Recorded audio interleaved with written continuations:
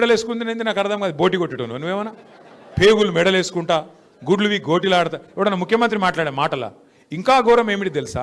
ఇగో ఇప్పుడు బాకీ లేనోడు అప్పు లేనోడు ఎవడు ఉండడు ప్రపంచంలో. అది రాష్ట్ర ప్రభుత్వం అయినా మనిషి అయినా కుటుంబం నడిపే ఒక ఆడపిల్ల అయినా అందరికీ బాకీ ఉంటుంది. మరి బాకీ ఉన్నప్పుడు ఎట్లా నడుపుతాం మనం? లోపల బనీన్కు పొక్కలున్నా మీదికెళ్ళి మాత్రం కడకంగి వేసుకొని తిరుగుతాం. ఎందుకు? మరి బయట మళ్ళీ అప్పు ఉంటానా వద్దా?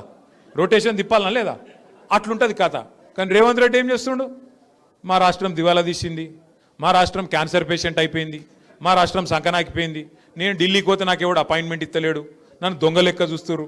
మరి దొంగ లెక్క చూడకుండా ఎట్లా చూస్తారు నాకు అర్థం కాదు. ఇంకొక మాట అంటుండు, అపాయింట్మెంట్ ఇస్తలేరండి నాకు, ఆడ పోతే చెప్పులు ఎత్తుకపోతాడని అపాయింట్మెంట్ ఇస్తలేరంట.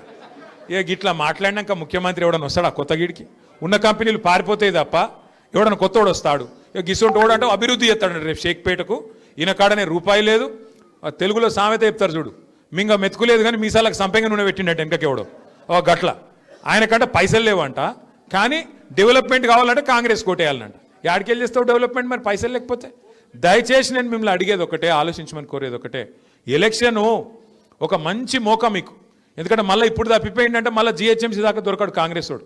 ఇది పట్టుకోవాలా, బాకీ కార్డు పట్టుకొని ఇంటికి రాగానే అడగాలి, ఏం బిడ్డ వచ్చినావు, మంచిగానే వచ్చినావు, మరి ఏమైనా 55,000 రూపాయలు ఏమైనా కొడుకు అని అడగాలి. మహాలక్ష్మి పథకం కింద మీరే అన్నారు కదా నెలకు 2,500 ఇస్తామని, ఇక గ్యారంటీ కార్డు ఇచ్చిపోయినావు కదా బిడ్డ లాస్ట్ టైము, మరి ఆడవేనే పైసలు ఏం సంగతి అని చెప్పి 55,000 అక్కడ పెట్టు, ఓటేస్తా నీకే వేస్తా, 55,000 అయితే అక్కడ పెట్టిపోరా కొడుకు అని చెప్పాలి.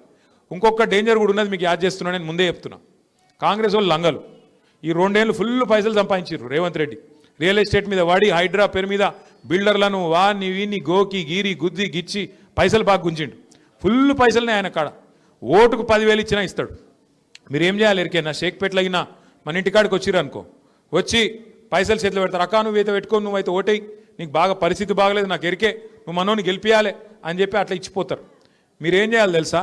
వాళ్ళు హుషారుగా వాళ్ళు కూడా కాంగ్రెస్ వాళ్ళు పైసలు చేతిలో పెట్టి మిమ్మల్ని ప్రమాణం చేయమంటారు. దేవుని పటం మీదనో పిల్లల మీదనో కుటుంబం మీదనో ప్రమాణం చేయమంటారు. మీరేం చేయాలి? ఒక మంచి సీక్రెట్ చెప్తాను, ఇన్నూరు జర జాగ్రత్తగా ఇన్నూరు. ఇది ఒక్కటి, అక్క జర ఫోన్ పెట్టి నీకు దండం పెడతా.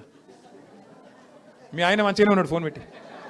అయితే వాళ్ళు వస్తారు, చాలా డేంజర్ ముచ్చట చెప్తున్నా, పెద్దమ్మకి చెప్పు, డేంజర్ ముచ్చట చెప్తున్నా ఇను. అయితే వాళ్ళు పైసలు ఇస్తారు, ప్రమాణం చేయమంటారు. మీరు ఏం చేయాలి ఎరికేనా? చేయి ఆపాలి, కళ్ళు మూసుకోవాలి, లోపల తుప్పాలు తుప్పాలు తుప్పాలు తుప్పాలు అనుకోవాలి. అర్థమైందా? అప్పుడు ఇంకేం ఒట్టు పెట్టినా అది చెల్లదు. ఇక వాడు ఏం చెప్పమంటే చెప్పాలి, లోపల తుప్పాలు తుప్పాలు అనుకొని చెప్పాలి. ఓటు ఎటు గుద్దాలి, ఓటు ఎటు పడాలి? కారు గుర్తే పొరపాటున మళ్ళీ హాత్ పార్టీ కొట్టేస్తే మళ్ళీ హాత్ ఇస్తారు.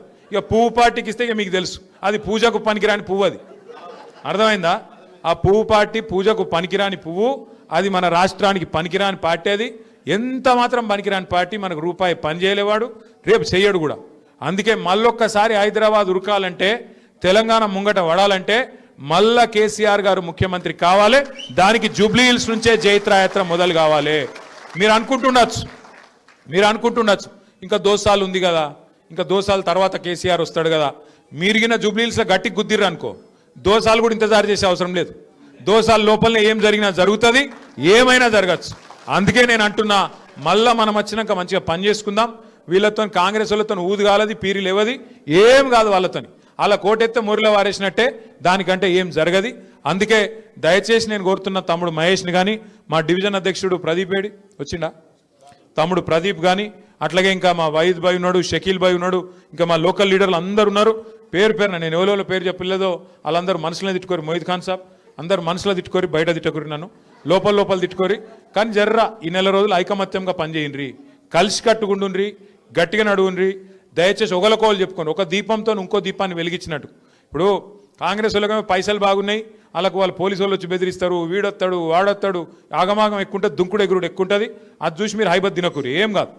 మీరు ఒక దీపంతో ఇంకో దీపం వెలిగించినట్టు ఒక్కొక్క ఆడబిడ్డ ఇంకొక ఆడబిడ్డని చెప్పాలి. మళ్ళా కేసీఆర్ని తెచ్చుకోవాలి, మన రాష్ట్రం ముంగట పడాలి, మన కారోబారు నడవాలన్నా, సంక్షేమం జరగాలన్నా, మళ్ళా మీకు బతుకమ్మ చీర రావాలన్నా, కేసీఆర్ కిట్లు రావాలన్నా, మళ్ళా 4 ముద్దలు నోట్లకు పోవాలన్నా కేసీఆర్ గారు వస్తేనే అవుతుంది. మళ్ళా కేసీఆర్ని తెచ్చుకోవాలనే మాట ఒక్కొక్కరం చెప్పుకోవాలి. చెప్పుకొని మన అభ్యర్థి గోపీనాథ్ భార్య మాగంటి సునీతమ్మ కూడా ఇంటింటికి వస్తుంది. జర ఆడబిడ్డను ఆదరించండి. ఇవాళ భర్త దూరమై వాళ్ళ పిల్లలు కూడా తిరుగుతూ ఉన్నారు, వాళ్ళ తండ్రి లేక. అందరినీ కడుపులో పెట్టుకొని కాపాడండి. కేసీఆర్ గారిని మళ్ళీ మన పార్టీని గెలిపించుకొని ముంగట పోదాం. షేక్పేటలో అభివృద్ధి కార్యక్రమాలు ఇవాళ మీకు ఇచ్చే ప్రతి మాట తమ్ముడు మహేష్ కానీ ప్రదీప్ కానీ మన నాయకులు కానీ ఇంటింటికి వచ్చి అక్కడ మన సమస్యలుంటే మేము కూడా రాసుకుంటాం. రాసి పెట్టుకొని కుదిరితే ఇప్పుడే ప్రభుత్వం మీద కొట్లాడి పని చేపిస్తాం. లేదంటే 2 నెలల గవర్నమెంట్లకు వస్తాం. వచ్చినాక బరాబర్ నిలబడి పనిచేయించే బాధ్యత మాదే అన్నమాట మళ్ళొక్కసారి మీకు తెలియజేసుకుంటూ